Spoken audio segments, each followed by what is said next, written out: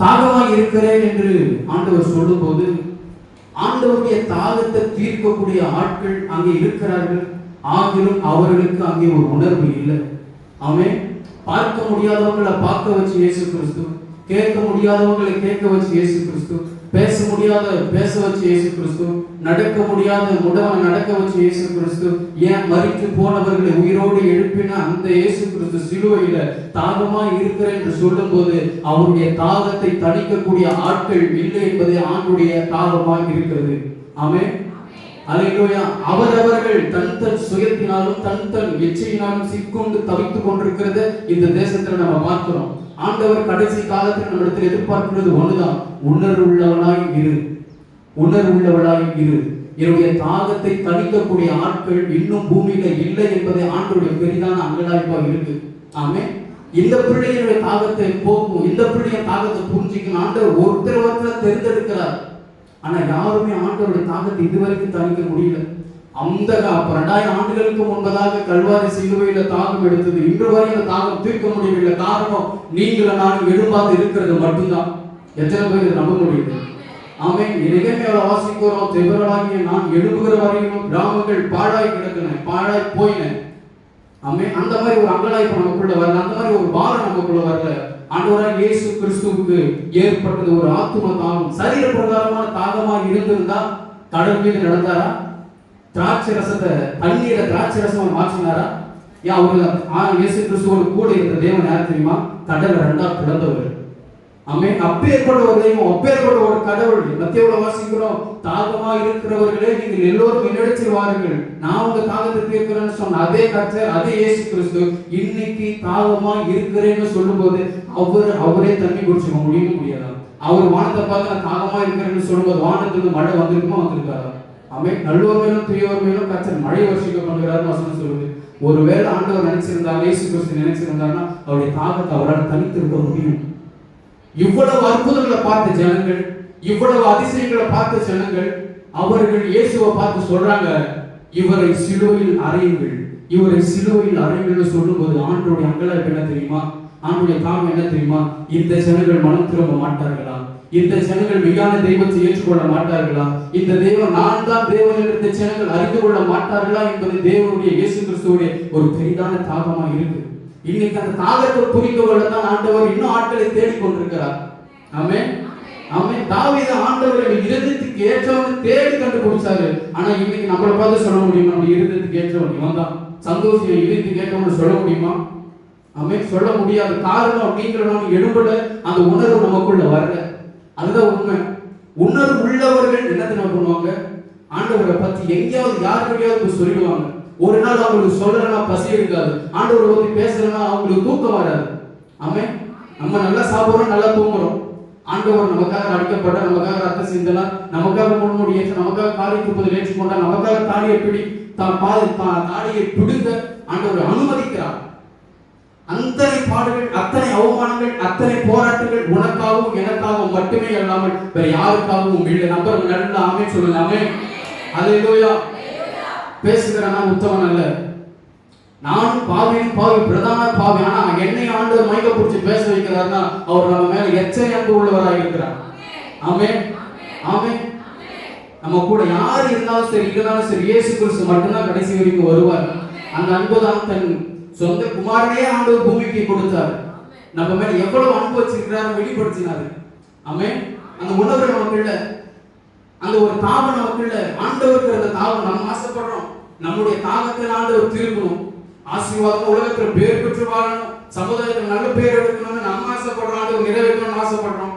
ஆனா ஆண்டவருடைய ஆசையை நிறைவேற்றுவதற்கு ஆட்கள் இன்னும் ஆண்டவர் தேடிட்டு இருக்கிறார். யாருமே இல்லை. சங்கீதத்துல வாசிக்கிறோம், வானத்திலிருந்து தேவன் பூமியை நோக்கி பார்க்கிறாரா, உணர்வுள்ளவன் யாராவது இருக்கிறாங்கன்னு சொல்லிட்டு ஒருவனாகிலும் இல்லை என்பதே ஒரு பெரிதான ஆண்டவருடைய ஒரு அங்கலாய்ப்பா இருக்கு. ஆதியாகமத்துல வாசிக்கிறோம், பூமியில மனுஷனை உண்டாக்கினதற்கு கர்த்தர் மனஸ்தாபப்பட்டாரா. மனஸ்தாபப்படுவதற்காக நம்மை தெரிந்து கொண்டார். இன்னும் சில பேர் ஏன் நம்ம சர்ச்சைக்கு வரோம், ஏன் நம்ம ஞானஸ்தானம் எடுத்தோம், ஏன் ஆண்டவர் ஏற்றுக்கொண்டது தெரியாம உங்களுக்கு உள்ள உட்காந்துட்டு ஒரு சில பேர். ஆமென். எனக்கு தெரிஞ்சு பல பேர் இருக்கிறோம். ஏன் ஆண்டவர் தெரிந்து கொண்டார், எந்த நோக்கத்திற்காக நம்ம ஆண்டவர் எங்க விழுந்து கிடந்த பாவத்தின் உடான சேற்றில் விழுந்து கிடந்த நம்ம ஆண்டவர் தூக்கிட்டு வந்து ராஜாக்கள் மத்தியில் ஆண்டவர் உட்கார வச்சிருக்கிறார்னா அவருக்கு கொஞ்சமாவது உணர்வுள்ளவனா இருக்கக்கூடாது. அவ்வளவு அதிசயத்தை பார்த்த ஜனங்கள் இவரை வந்து சிலுவையில் அறைந்து சொல்லும்போது ஆண்டுக்கு பெரிதான தாகம். இந்த ஜனங்கள் ஆண்டவர் சொல்றாரு, ஆண்டவர் பத்தி சொல்லும்போது, இயேசு பத்தி சொல்லும்போது நன்மை செய்கிறவராய் சுற்றி திரிந்தார். அவ்வளவு நன்மை பெற்றுக்கொண்ட ஜனங்கள் இன்னைக்கு அவரை பார்த்து சிலுவையில் அறைந்து சொல்லும்போது ஆண்டவருடைய பெரிதான தாகம் இந்த ஜனங்கள் மனம் திரும்ப மாட்டார்களா? ஆமென். இந்த ஜனங்களை நான் எப்படி நடத்தினாலும், எப்படி எங்களை போஷிச்சாலும், எப்படி எங்களை ஆசீர்வதிச்சாலும் என்னை விட்டு தூரமா தான் இருக்கிறாங்க, என்னை விட்டு விலகி தான் இருக்கிறாங்க. இந்த ஜனங்கள் மனம் திரும்ப மாட்டார்களா என்கிற ஒரு தாகம். ஆமென். எத்தனை பேருக்கு அந்த உணர்வுள்ள இதயத்தை தாங்கப்பா. ஆமென். என்னையா தெரிந்து கொண்டீங்க. நம்மளை விட நல்லவங்க நிறைய பேர் இருக்கிறாங்க. இதே புதுப்பட்டுல சந்தோஷோட நல்லவங்க, பக்கத்து வீட்டுக்காரங்க ரொம்ப நல்லவங்க இருக்கிறாங்க. ஆனா அவங்களெல்லாம் விட்டுட்டு கர்த்தர் உங்களை என்ன தெரிந்து கொண்டாருன்னா உங்க மேலே என் மேலே கர்த்தர் ஒரு பெரிதான நோக்கமும் பெரிதான திட்டத்தையும் வச்சிருக்கிறார் என்பதுதான் உண்மை. ஆனா அந்த திட்டத்தை நம்மளால புரிந்து கொள்ள முடியல, அந்த திட்டத்தை நம்மளால ஏற்றுக்கொள்ள முடியல, அந்த திட்டத்தின்படி நம்மளால வாழவும் முடியல. ஆமென். நமக்கு என்ன உலக பிரகாரம் ஆசீர்வாதம் மட்டும்தான் வேணும், ஆவிக்குரிய ஆசீர்வாதம் எதுவும் வேணும்.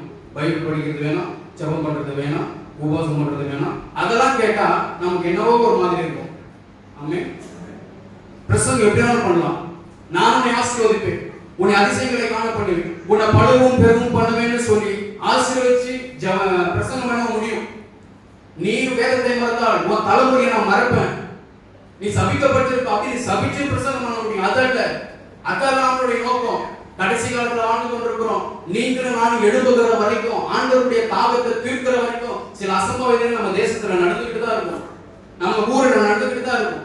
ஆமென். இன்னும் போர் நடக்கும், இன்னும் சிறிய தட்டுப்பாடு நடக்கும். நீங்களும் நானும் எழும்புகிற வரைக்கும் தேசம் பாழாய் தான் போகும். எத்தனை பேர் நம்புறீங்க?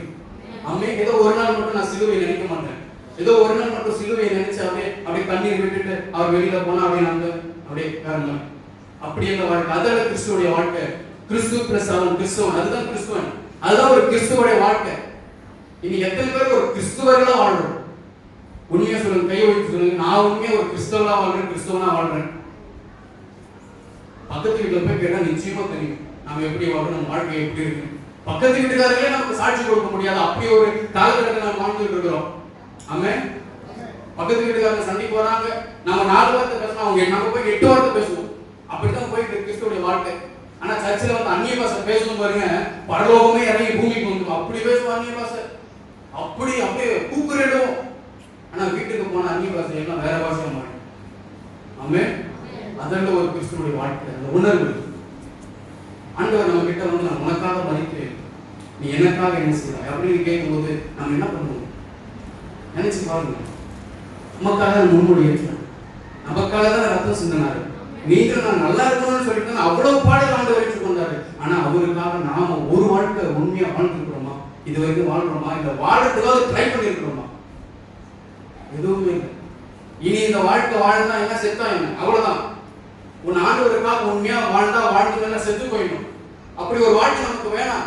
உங்களையும் ஏமாத்திக்கிட்டு இயேசுவையும் ஏமாத்திக்கிட்டு அவர் ரத்தம், அவருடைய சிலுவையை சிந்தின ஒவ்வொரு சொட்டு ரத்தமும் இன்னமும் உங்களால் என்ன வீணாதான் போகுது, வீணா போகுது. அவ்வளவு பாடுகள், அவ்வளவு அவமானங்கள். இன்னும் நீங்களும் நானும் எடுக்கணும்னா யாருக்கோ ஆண்டவருடைய காரியமா, யாரை நான் அனுப்புவேன்? இன்னும் ஆண்டவர் எதிர்பார்த்து கொண்டிருக்கிறார். எல்லாருமே பூமியில இருக்கிறாங்க, எல்லாருமே கூப்பிட்டு இருக்கிறாங்க. ஆமென். அவங்களெல்லாம் ஆண்டவர் விட்டுட்டு உங்களை தெரிந்திருக்கிறாருன்னா உங்க மேலே என்ன கர்த்தர் ஒரு பெரிதான திட்டத்தை நோக்கத்தை வச்சிருக்கிறாரு. அதை புரிந்து, அதை தெரிந்து, அதை அறிந்து அவனுடைய ஆபத்திற்குரிய ஒரு பிழையாக நீங்க மாறும்படியாக நான் எச்சரிக்கை